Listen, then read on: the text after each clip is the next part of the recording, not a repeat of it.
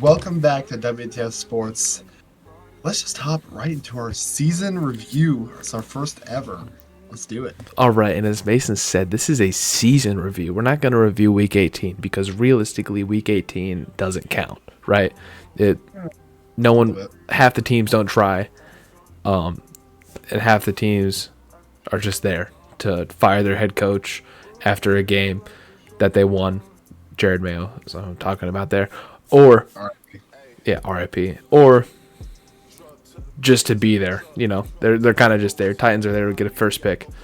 But moving on, we got to go with our winners. We almost nailed it this week. The Bills sadly lost. Packers happily won, or happily lost. Bears snapped their streak against both the Packers and the rest of the league this year. Oh, let's go. Huge win. Get hype. It's only the beginning. Only the beginning. 100% win rate in 2025. And then, obviously, Bryce Young put on a clinic against the Falcons and was a dog. 5 total touchdowns. Dude, that's you couldn't crazy. stop the man. It's franchise QB. Dave Canales is doing his job. He is. Both of them. But, yeah. So, to go with this, our overall record on the year, 178-92, 65% correct pick rate. And I want to add this little caveat here. We did not do this, I think, 2 of the weeks this year. 2 or 3 weeks. This and the fantasy are both off a little bit because we didn't do them every week. But we did pretty good, for the weeks we did it. So, as you can see, we're not doing our best performances like we usually do, where we, highlight a few teams. Instead, we're actually highlighting all of the teams that made this page throughout the season. Lions made the most, to not really anyone's surprise, 8 times. Honestly, they could have made it 15. Pretty much. I mean, they had a couple iffy wins there, but yeah. But I mean, they were easily the most dominant team in the league. Yep. And surprise, number 2 was the second most dominant team in the league, the Bills. And number 3, actually, we had 4. Unfortunately, no. But, can you really call the Chiefs dominant? No. No. So, you notice how they're not on here? Yeah. Actually, to my understanding, I think they had 0 of these. Yeah. They might have had 1, but I don't remember for sure. And there's 4 teams tied for third place with 5 each. All, again, great teams. And I'm going to have Mason go over the most worst performances in the season. I mean, all right. There we go. So, obviously at number 1, the Jets. Now, I don't know how both the Jets and the Giants are not together here. Somehow the Giants aren't on here this entire time, which I don't know how we missed them, to be quite honest.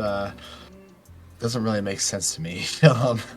But the Titans, obviously, at number 2, they have the first overall pick.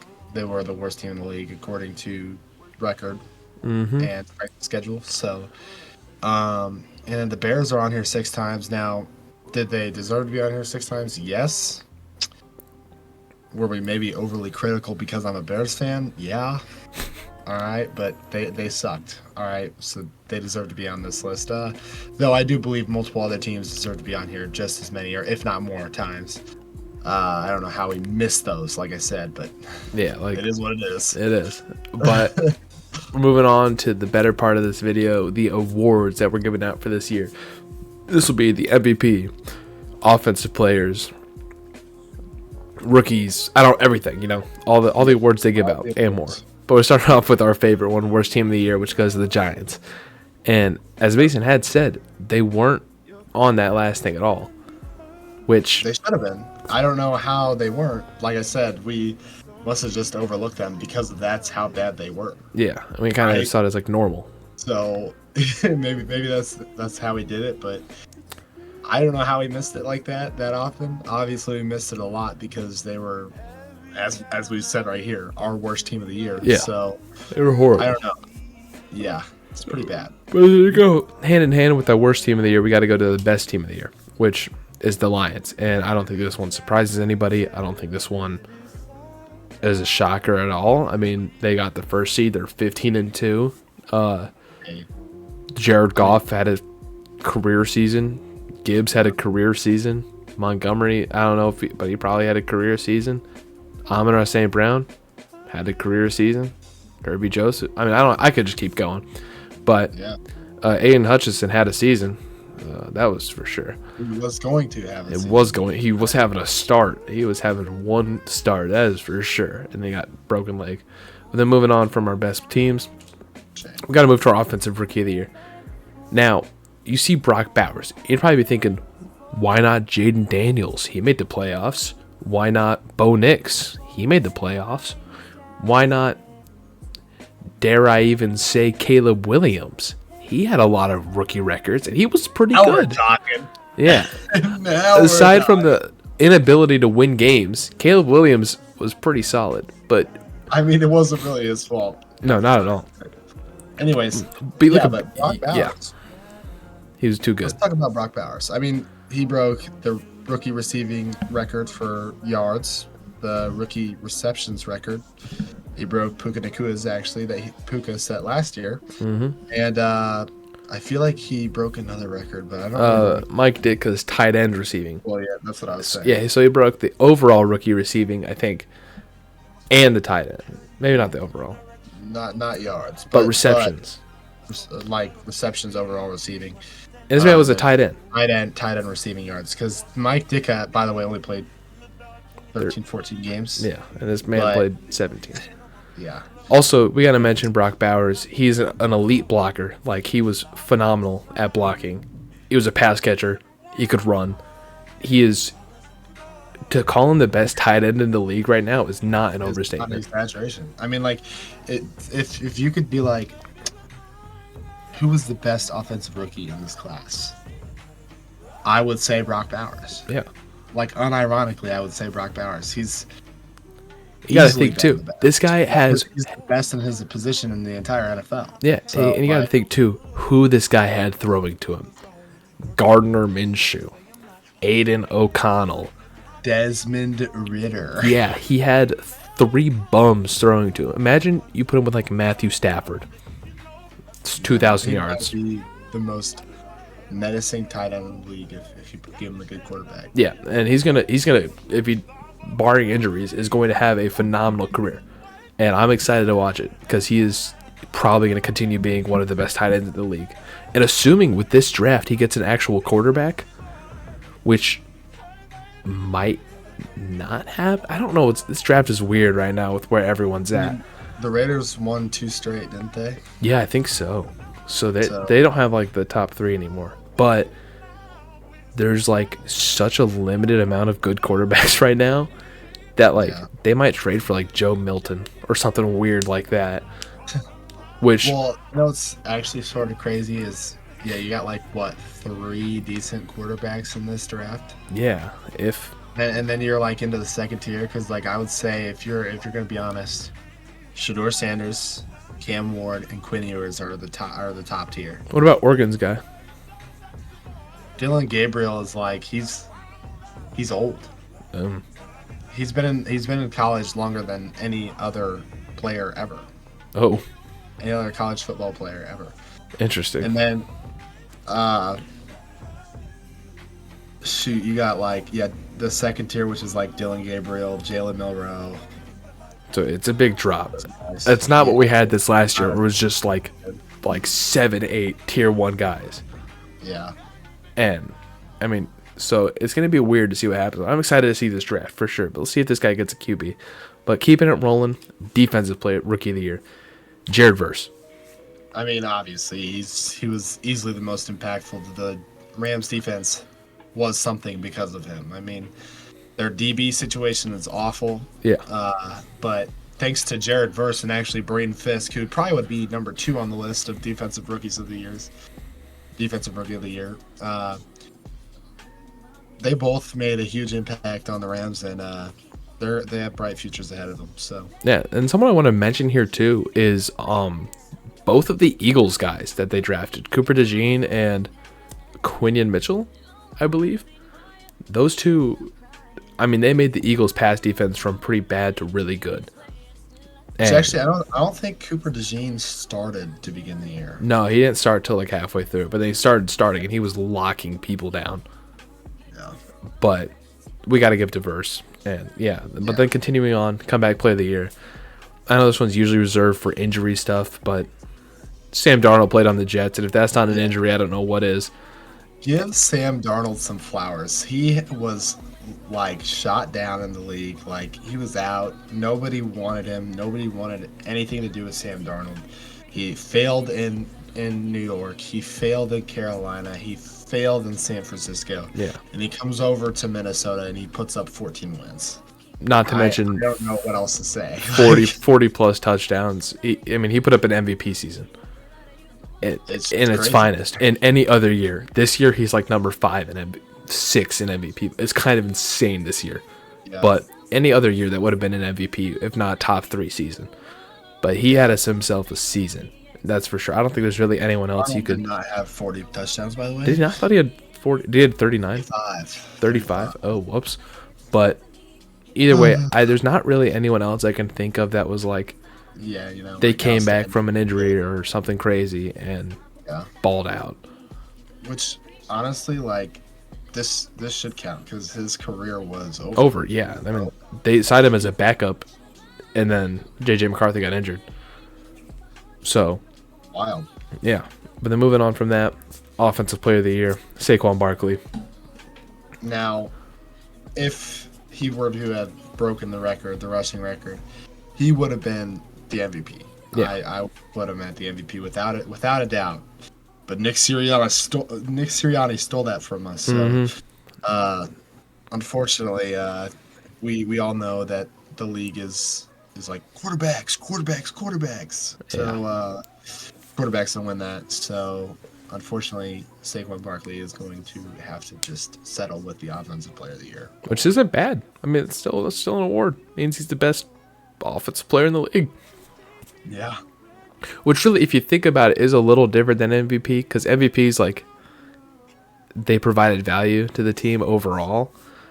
Yeah. Saquon was easily the most dominant force on offense, though. So, like, I don't think this is a crazy one for him.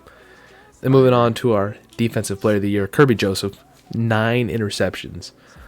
Were any of them pick sixes? I don't know. I don't think so. He might have had one or two. He might not have. But it was really between him or Trey Hendrickson. But, after remembering how god-awful that Bengals defense was, we decided that we had to go with Kirby Joseph because he made a difference. They else around him play better. I mean, yeah. And they were running like second, third string guys too on the lines. We should mention that, and he was bringing them up with him. Yeah. So like I said, Trey Hendrickson's good. Nothing against him. Just he was their defense. Elevated the people around him. So yeah. And then unfortunately, Trey Hendrickson got the shaft with that one. But. Yeah. And I believe Coach of the Year is our next award, which goes to no one else other than Matt Eberflus. Charles Eberflus. All right. And as you can see in very small letters on his shoulder, you got Kevin O'Connell, because Kevin O'Connell was actually the greatest coach in the league. Oh, yeah, without a doubt. Some of you will be like, well, what about Dan Quinn? He took a 4-13 Commanders team to the playoffs. And I would say to you, yeah, well, okay. I would say, yeah. I didn't expect the Commanders to be good. No, we did not at all. All right. But we also expected the Vikings. If you were to tell me, okay, at the beginning of the season, that the Vikings were going to be a 14-win team, I would have laughed in your face and called you an idiot. All right? Because that's what I believed. I thought they were going to be the worst team in the league because J.J. McCarthy got hurt and Sam Darnold was their starting quarterback. But Kevin O'Connell here is the quarterback whisperer. He is. And he just knows how to make a bad QB look good. And he found, obviously, where Sam Darnold was strong, and he did the right things. And look at the Vikings. They're probably going to make a deep playoff run. So, yeah, and I want to say this, too. For some of the people out there, they're like, oh, why not Dan Campbell? or the people who even dare to say, well, why not Andy Reid? That doesn't matter. They were put in good situations. I mean, Dan Campbell's the GOAT. Don't get me wrong. Matthew Charles Eberflus, like, dude, I mean, you get better coaching decision making than Matthew Charles. And he's the only coach coming onto this list with a timeout still in his pocket. You got to think about that. Exactly. No one else has done that. But then, yeah, he's got a timeout still in his pocket from 2 games. He's got 4 timeouts in his pocket. Just so you know, he's got 3 from the Hail Mary game, and he's got 1 from the Lions game. So what can you say? But yeah, time to move on to the big award, the big ol' MVP. Now we do have 2 winners here because there is the issue of record being a factor. So we did 1 without record being a factor and 1 with. So to kick it off, without a record being a factor, we got to give it to Joe Burrow. He led in yards. He led the league in touchdowns, passing touchdowns. He had 9 interceptions. He had a 70% completion rate, 4,600 yards, or 4,900 yards, I think. My mistake. 4,900. And over 5,000 if you include his rushing. Yeah. And, he got it done. But his defense didn't. If you put Joe Burrow on a 10, 11, 12 win team, he wins MVP, probably not close to unanimously in this season, but in any other season, unanimously. I don't know, man. 4,900 yards. 43 touchdowns to 9 interceptions. Yeah, that's pretty good. But I'm saying because this season you have Lamar Jackson putting up the best touchdown to interception ratio ever on stupid yards and stupid completion percentage. And then you obviously got this guy on the right who we have as our MVP, none other than Mr. Jared Goff himself. Yeah, it was his best season in Detroit. Best season of his career.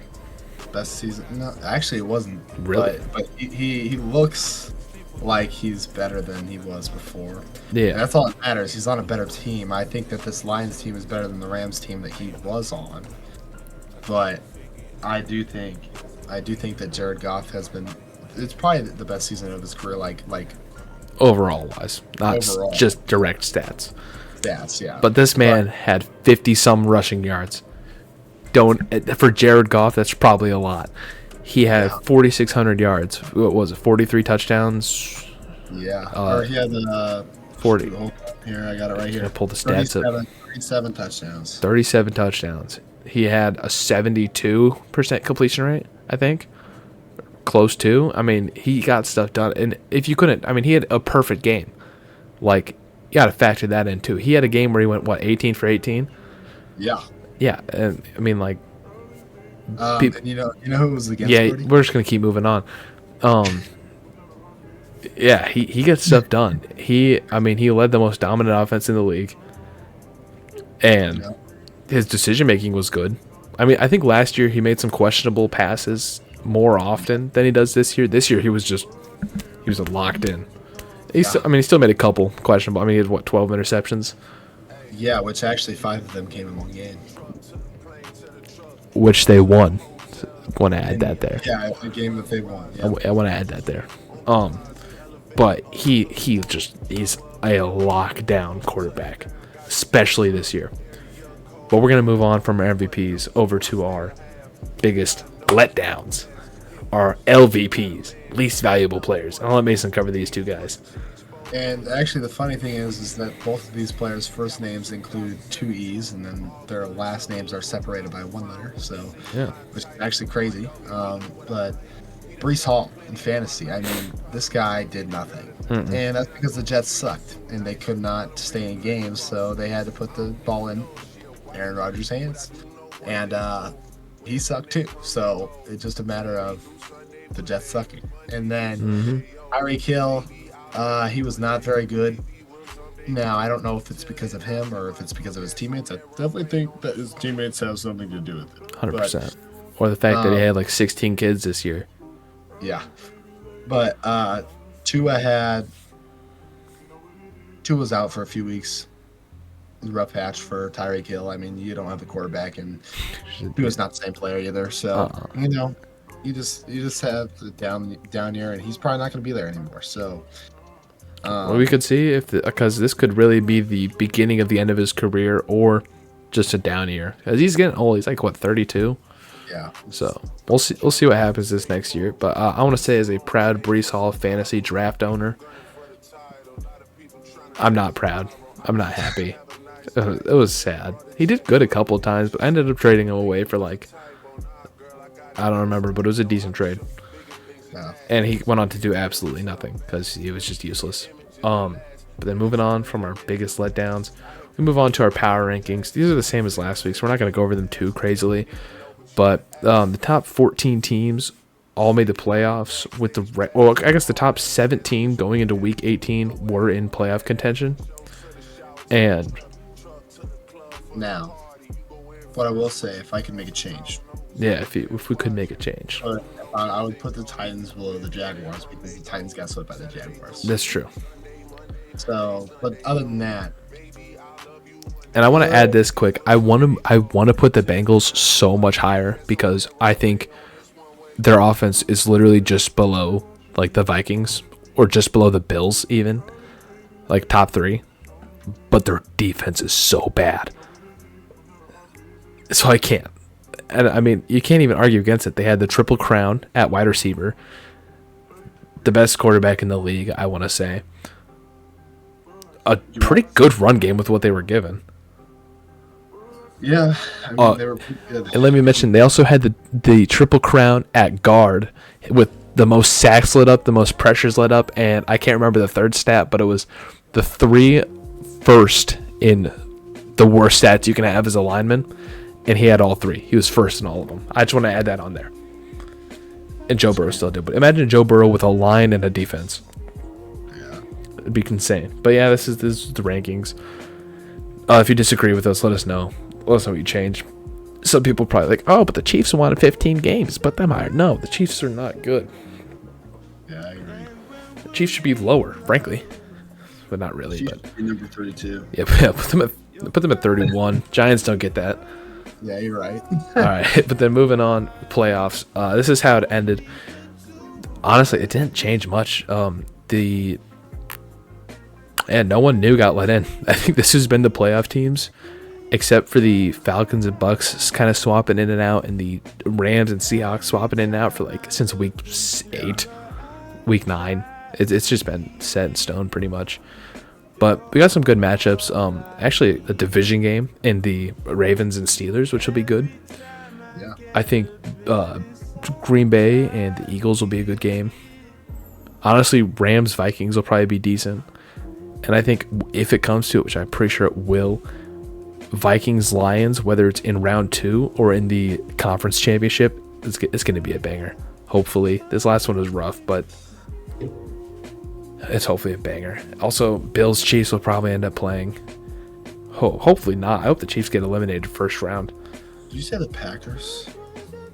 What do you mean? Did you say the Packers Lions? No, I said Vikings Lions. Yeah, I was gonna say if you said Packers Lions, I'd be like, dog, you're crazy. I'm sorry, but the Packers are not winning against the Packers. I do want to mention though how both the NFC North and the AFC West both have 3 of their teams that made it. Yeah. And the AFC North had 2.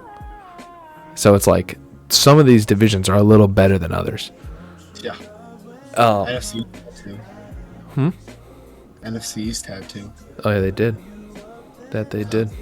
Cowboys shouldn't have made it, and I'm happy they didn't. Cowboys were awful. Moving on though from playoffs, we got to move on to our fantasy predictions. We do this every week. And this week, last week, final week of fantasy championships for some leagues, it was already over. But Baker Mayfield had a pretty good game. Mike Evans hit his 1,000 yards. Jahmyr Gibbs had a way better than a good game. 4 touchdowns. He was their offense, and he just did whatever he wanted. Jonathan Taylor had himself another really good game. Amon-Ra St. Brown didn't have a great game because Jahmyr Gibbs existed. Mark Andrews had an okay game. Ladd McConkey did pretty solid, and the Falcons defense did not exist. MVP right now is a -6 on the board. Yeah, All yeah. right, that's all. Falcons defense. I put them there because I'm like, this is a must-win for playoffs, and they did not win. They let Bryce Young do whatever he wanted. That's crazy. And then to go with that, this is our overall season averages for fantasy, which honestly was pretty good. 130 or 129. I won't round up. 129. Like that's a winning score a good amount of weeks. So I will also add this. There are multiple weeks where we didn't do this. Like we probably only did it 2/3 of the season, and we also had a few weeks where we put Jonathan Taylor and he was out. So there's a couple like zeros that didn't get counted or whatever. Doesn't matter. So some of the averages might be a little higher than they should be, but it's all good. It's all good. This is decent. Moving on from that, videos to look out for soon. Mason's going to go over these because he's a little more director between us. So give him some insight. We got the video on historic marks this season. Caleb Williams broke a few records. We already talked about how Brock Bowers broke records, and many other records were broken. And we're going to go over that in a future video.